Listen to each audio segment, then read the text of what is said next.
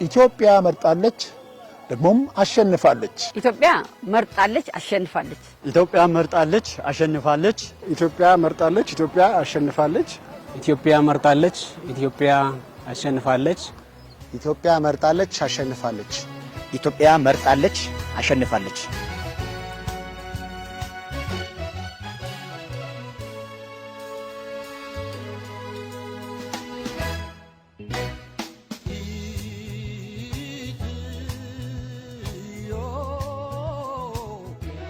የዘንድሮ ምርጫ እጅግ በጣም ለየት ባለና በጣም በሚያስደንቅ ሁኔታ በሰላም ስለተጠናቀቀ እጅግ በጣም ደስ ብሎናል።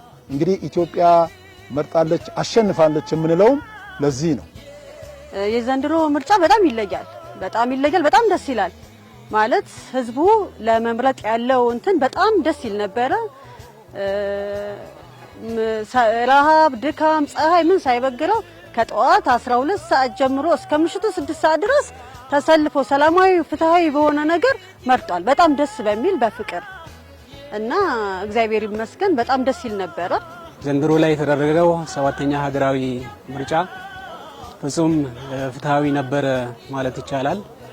ዜጎች በነቂስ ወጥተው ከሌሊቱ ጀምረው ከሌሊቱ 11 ሰዓት 10 ሰዓት ጀምሮ ድምጡን ለመስጠት ተሰልፎ ድምጽ የሰጠበት ሁኔታ አለ።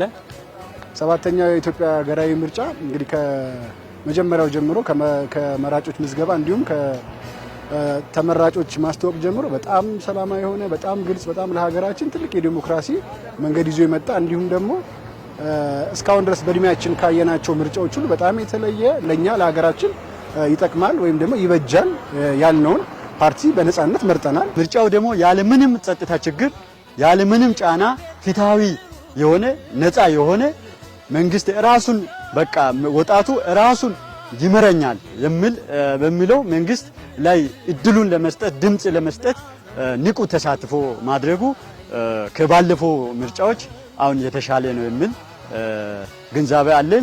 ለኔ የሚሆነውን መርጣለሁ ያስተዳድረኛል ያለውን የኢትዮጵያ ሕዝብ በሚገባ ሁኔታ ወጣቱ ተሳትፎ ያደረገ አዛውንትን ተሳትፎ ያደረገ የሴቶችን ተሳትፎ ያደረገበት ምርጫ በመሆኑ ደስታ ነው የሚሰማኝ።